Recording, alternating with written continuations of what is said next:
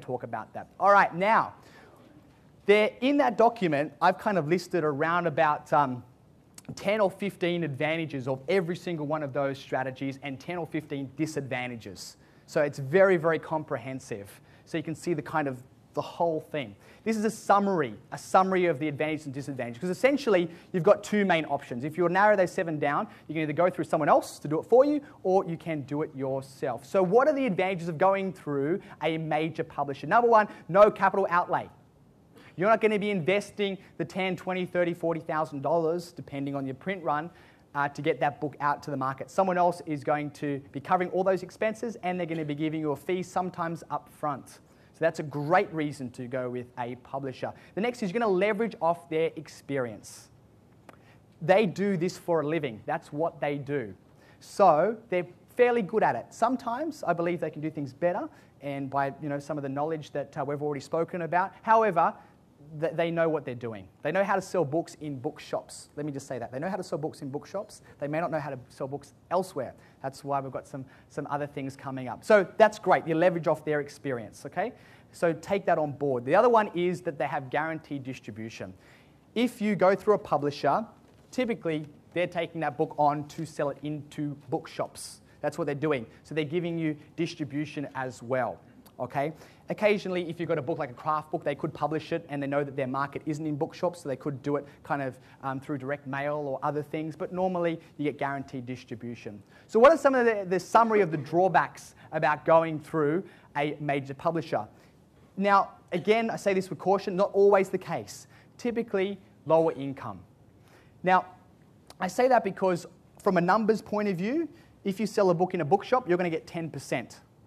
If you sell a book in a bookshop and you're a self-published author, you're going to get around about 35, out of which you take your expenses. Let's just say your expenses are 10%. You're going to make 25%. I'm going to drill down and go into this in more detail later.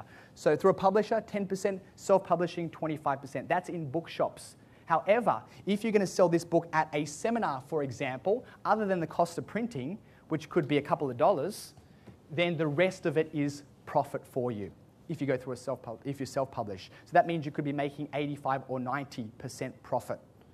So you've got to look at where your market is. And, but sometimes they can do better for you. And I'm going to talk about when to sell out to a big publisher, because there are certain times where I'd recommend to someone go with a major publisher as opposed to doing it yourself. So I'm not anti any strategy. They all work. They're all good. It depends on what your circumstances are. I've chosen to take in the path of self-publishing. That's just my choice. Okay.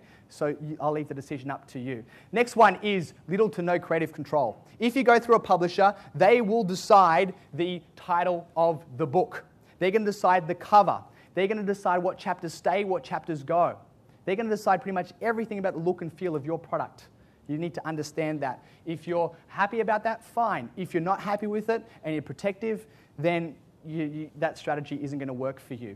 And the other one is slower time frames. Typically, if you go through a publisher, you're looking at 12 to 18 months before you're going to see that book on the bookshop. That's after your book has been handed over to them. Typically. Now, if it's a hot topic, like for a politician's just died or something like that, and they're going to rush that book through, they have the power to put a book out, if they want to, within 60 days, if they want to. However, if there's no sense of urgency, if it's a cookbook, craft book, whatever, they'll take as long as they like.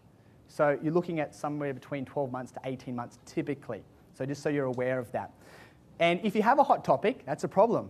Because if you have a certain something and 4 or 5 other self-published authors getting before you, and I've seen this happen many times, it loses its kind of interest, and they'll say, sorry, we've withdrawn our contract. Here's your advance, 50% of your advance, but we don't want your book. And that's it, it's gone. The opportunity's missed. You need to understand that. Next is going across to the self-publishing model. What are the advantages of self-publishing it? Well, greater income potential, okay, just on a numbers sense.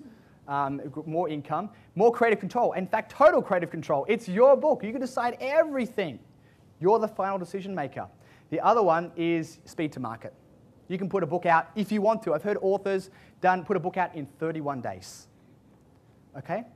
31 days to get a book out. Not into bookshops. That's going to take a little bit longer because there's a big process in that. But I'm saying idea to having a physical book in your hands, 31 days. Okay? So it can be done very, very quickly. The cons about self-publishing is significant upfront cost. Typically, there are some ways around that, which I'm going to be sharing with you a little bit later. Very significant investment, and it all depends on your print run, by the way. It could cost $5,000, it could cost $100,000. It depends on how many books you're actually going to be printing. So I'm going to talk about that and give you some more accurate numbers and talk about the cost later. It can be very time-consuming because you're going to have to manage all of those particular aspects yourself, and it's kind of like learning to drive a car again because there's so many different moving parts and it's a lot to focus on, but then sooner or later it starts to become easier and easier, and it's kind of like, it's a piece of cake, but it is going to be very time-consuming to begin with. And the other thing about going through the self-publishing model is there's no guaranteed distribution, which means just because you self-publish a book doesn't mean it's ever going to go into bookshops.